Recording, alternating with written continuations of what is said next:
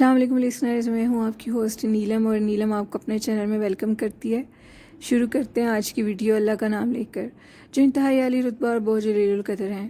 Listeners, یہ story ہمارے ساتھ شیئر کیا ام ہانی نے، جو کہ امریکہ میں رہتی ہیں، اور یہ اسٹوری ان کے کزن کی ہے، جو کہ وہ بھی امریکہ میں رہتے ہیں۔ آج سے 4 سال پہلے کی بات ہے کہ وہ لوگ سب پاکستان میں آئے ہوئے تھے، اور جو ام ہانی کا کزن ہے عمر، ان کے ایک فرینڈ کی ڈیتھ ہو گئی تھی، اور دوپہر کا ٹائم تھا اور جنازے پہ جانا تھا۔ جب عمر کو پتہ لگا کہ ان کے دوست کا جنازہ ہے، تو وہ قبرستان والی سائڈ پہ گئے اور انہوں نے اپنے دوست کا جنازہ پڑھا۔ جنازہ پڑھنے کے بعد جب جنازہ اٹھا کر لے کے جایا جا رہا تھا قبرستان میں، تو اس قبرستان میں کافی زیادہ درخت وغیرہ بھی تھے۔ انہوں نے بہت زیادہ پرفیوم لگایا ہوا تھا، عمر نے، ان کو بہت زیادہ پرفیوم لگانے کی عادت تھی۔ عمر نے جب اپنے دوست کا جنازہ پڑھا اور ان کو دفنا دیا گیا، تو وہ جب واپس قبرستان سے آ رہے ہیں تو ان کی طبیعت کچھ خراب ہونی شروع ہوگی۔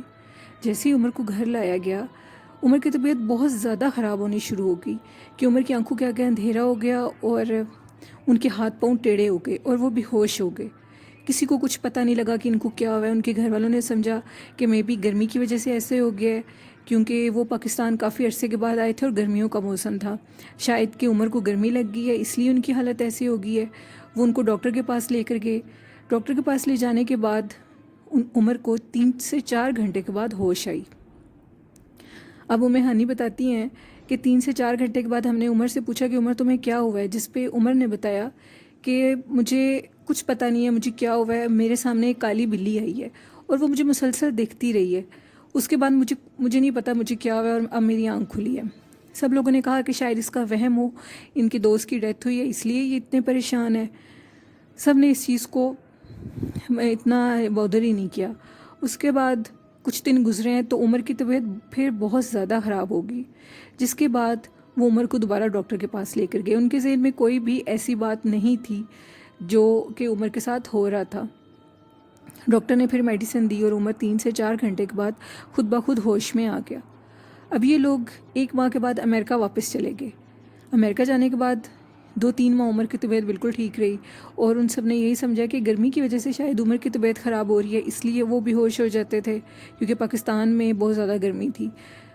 لیکن 3 سے 4 ماہ کے بعد امریکہ میں عمر کی طبیعت پھر بہت زیادہ خراب ہو گئی، ان کے ہاتھ پاؤں ٹیڑھے ہو گئے، وہ بے ہوش ہو گئے، اور اس دفعہ وہ اتنے زیادہ بے ہوش ہوئے کہ 2 دن کے بعد ان کو ہوش آئی۔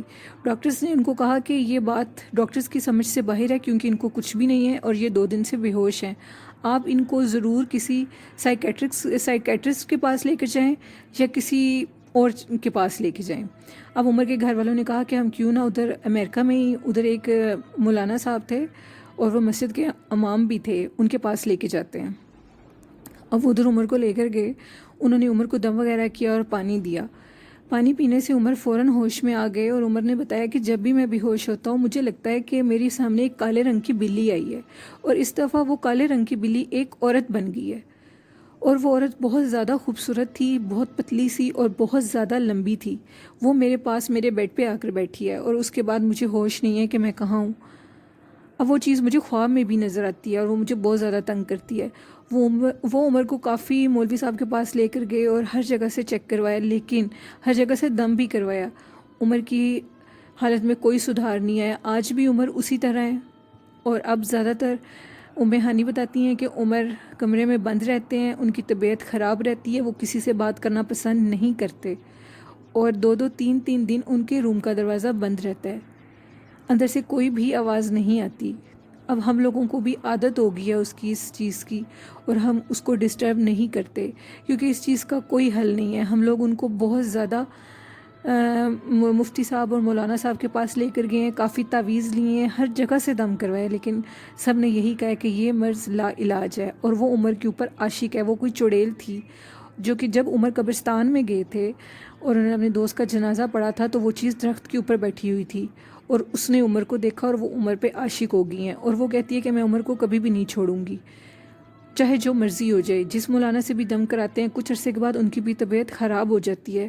اس لیے اب ہم نے یہی بہتر سمجھا ہے کہ اللہ کا کام ہے، اللہ جیسے بہتر سمجھے گا ویسے ہی ہوگا۔ ہم نے عمر کو عمر کے حال پہ چھوڑ دیا ہے، عمر بہت زیادہ کمزور ہو گئے ہیں، اتنا زیادہ کھاتے پیتے بھی نہیں ہیں، 2 دن روم میں بند رہتے ہیں۔ لسنرز، یہ تھی آج کی سٹوری۔ اللہ میاں سب کو اپنا حفظ و ایمان میں رکھے، آپ سب بھی اپنا خیال رکھا کریں۔ یہ چیزیں بہت زیادہ خوفناک ہیں، ان سے بچنا چاہیے۔ بالکل بھی قبرستان میں پرفیوم لگا کر نہیں جانا چاہیے، یہ چیزیں ایکٹیو ہوتی ہیں، اور پرفیوم تو ان کی غذا ہوتی ہے۔ یہ پرفیوم کو، یہ خوشبودار چیزوں کو کھاتے ہیں اور پرفیوم کو یہ بہت زیادہ پسند کرتے ہیں۔ ایسی جگہوں پہ ضروری نہیں ہے کہ ہم پرفیوم ہی لگا کر جائیں، ہم غسل کر کر اپنے جسم کو پاک صاف کر کے بھی جا سکتے ہیں۔ خوشبو لگانے کا مقصد ہی نہیں بنتا ہے ایسی جگہوں پہ، کیونکہ جہاں پہ شہر خاموش ہے وہاں انسان تو نہیں ہوتے، وہاں جو بھی ہیں وہ مر چکے ہیں۔ اور اس لیے لسنرز، آپ بھی اپنا بہت زیادہ خیال رکھا کریں۔ یہ سٹوری ہمارے ساتھ شیئر کیا ہے لسنرز۔ ایک اور سٹوری ہے، خرم نے شیئر کیا، جو کہ Sargodha settler town D block میں رہتے ہیں۔ خرم بتاتے ہیں کہ ان کا گھر بہت زیادہ ہانٹیڈ ہے اور ان کی مدر کی اور فادر کی ڈیتھ ہو چکی ہے۔ خرم بتاتے ہیں کہ شروع سے ہی جب سے ہم بہن بھائی اس گھر میں رہتے ہیں، وہ چیز ہمیں بہت زیادہ تنگ کرتی ہے، حتیٰ کہ وہ چیز جب ہم بھائی گھر سے باہر بھی جاتے ہیں تو وہ باہر بھی آ کر ہمیں وسوسے ڈالتی ہے۔ خرم لوگ 7 بھائی ہیں اور ان کی ایک بہن ہے، اور ان کی بہن کی شادی ہو چکی ہے۔ امی ابو کی بہت عرصہ پہلے ڈیتھ ہو چکی ہے۔ اب وہ سارے بھائی گھر میں اکیلے رہتے تھے، ان میں سے کسی کی بھی شادی نہیں ہوئی تھی۔ سب لوگ اپنی روٹین میں تھے، رات کو لیٹ گھر آنا، اور جو بڑے بھائی تھے وہ پہلے گھر آ جاتے تھے۔ خرم بتاتے ہیں کہ ان کے بھائی عاطف کے ساتھ ایک دفعہ یوں ہوا کہ وہ کافی لیٹ گھر آئے، اور وہ بتاتے ہیں کہ راستے میں مجھے ایک لڑکی ملی جو کہ بہت زیادہ خوبصورت تھی، اور مجھے کہہ رہی تھی کہ مجھے کسی کے گھر جانا ہے، مجھے اس کے گھر کا ایڈریس بتا دو۔ عاطف نے ان کو ان کے گھر کا ایڈریس بتایا۔ اب وہ لڑکی عاطف کے پیچھے پیچھے خاموشی سے چلنے لگی۔ عاطف کو بہت حیرانگی ہوئی کہ یہ کیا چیز ہے جو میرے پیچھے مسلسل چل رہی ہے اور میرا تعقب کر رہی ہے، لیکن انہوں نے اس چیز کی طرف دھیان نہیں دیا اور وہ اپنے گھر کی طرف چل رہے تھے۔ سردیوں کا موسم تھا اور کافی لیٹ نائٹ تھی۔ جیسے عاطف نے دوبارہ پیچھے دیکھا تو وہ لڑکی پیچھے سے غائب ہو چکی تھی۔ انہوں نے سمجھا کہ وہ جو بھی لڑکی تھی شاید وہ کسی کا گھر کا ایڈریس پوچھ رہی تھی، تو وہ ادھر چلی گئی ہو، مے بی انہوں نے اس چیز کو اگنور کر دیا۔ اب عاطف نے اپنے گھر کا دروازہ نوک کیا، کیونکہ بھائی سارے وہ بھی لیٹ آتے تھے۔ خرم بتاتے ہیں کہ ہم لوگوں کی روٹین کچھ عجیب سی تھی، بڑے بھائی سوئے ہوئے تھے، اس لیے مے بی ان کو آواز نہیں آئی، تو عاطف لان کے ساتھ ایک چھوٹا سا لکڑی کا دروازہ تھا جو کہ لان کے اندر تھا، انہوں نے اس کو پھلانگ کے وہ لان کے اندر آ گئے۔ اب عاطف کی حیرانگی کی انتہا نہیں رہی کہ ان کے لان کے اندر وہی لڑکی ان کے لان میں کھڑی ہے اور اس کا درخت کی طرف منہ ہے۔ عاطف نے دیکھا تو بہت زیادہ حیران ہوا، اور انہوں نے کہا کون ہو تم؟ جس پہ اس لڑکی نے ان کی طرف مڑ کے دیکھا اور کہا کہ میں ادھر ہی تو رہتی ہوں تمہارے گھر میں، تم نے مجھے کبھی نہیں دیکھا۔ یہ دیکھنا ہی تھا کہ عاطف ادھر ہی بے ہوش ہو گئے۔ انہوں نے، عاطف بتاتے ہیں کہ ان کا کلیجہ اس طرح ہو گیا تھا کہ جیسے پھٹ جائے گا، مجھے ہوش ہی نہیں آئی اس لڑکی کی یہ حالت دیکھ کر۔ خرم نے کہا کہ میرے بھائی کی حالت بہت زیادہ خراب ہوگی۔ ہم لوگوں نے پھر اس کو جب بے ہوش دیکھا تو ہم لوگ اسے اندر لے کر آئے۔ ہمارے گھر میں وہ چیز بستی ہے اور وہ ہمیں اکثر نظر بھی آتی ہے۔ ہمارے گھر میں خوشیاں ہونے کے باوجود بھی خوشی محسوس نہیں ہوتی، گھر میں عجیب سی ویرانی ہے۔ اب ہم سب بھائیوں کی شادی ہو چکی ہے، ہم لوگوں کے بچے بھی ہیں، لیکن ہمارا گھر بہت زیادہ ویران لگتا ہے۔ ہم لوگ خود بھی حیران ہوتے ہیں، ہم لوگ چاہتے ہیں کہ ہم اسے سیل کر دیں، لیکن یہ گھر سیل بھی نہیں ہوتا۔ بہرحال آپ سب لوگوں سے میں خرم یہ اپیل کر رہے ہیں کہ وہ ان کے لیے دعا کریں اور ان کی اس گھر سے جان چھوٹ جائے اور یہ گھر سیل ہو جائے۔ اور لسنرز، جب بھی گھر لینا ہو آپ ایک دفعہ ضرور کسی مولانا صاحب کو یا گھر میں قرآن خوانی کرا کر وہ گھر لیا کریں، کیونکہ اکثر گھر ہانٹیڈ ہوتے ہیں اور ہم لوگوں کو پتہ نہیں ہوتا۔ اب تو یہ چیز ہر جگہ ہی پائی جاتی ہے، بہت زیادہ گھر دیکھے جائیں وہاں پہ یہ مسئلے مسائل ہوتے ہیں اور لوگوں کو پتہ بھی نہیں لگتا۔ بعض چیزیں سامنے نہیں آتی اور وہ بیماریاں بنا دیتی ہیں، اور بعض چیزیں سامنے آتی ہیں اور وہ ڈرانے لگتی ہیں۔ اسی طرح سرگودے کا ایک اور واقعہ ہے، یہاں پر انہوں نے اپنے گھر کی لوکیشن بتانے سے منع کیا ہے۔ وہ بتاتے ہیں کہ ہمارے گھر کے ساتھ ایک گھر ہے جو کہ بہت زیادہ ہانٹیڈ ہے، اس گھر میں ایک بوڑھی عورت، ایک بوڑھا مرد اور ایک بچے کی رونے کی آوازیں آتی ہیں رات کے ٹائم، اور وہ آوازیں اتنی خوفناک ہیں کہ محلے والے بھی جاگ جاتے ہیں۔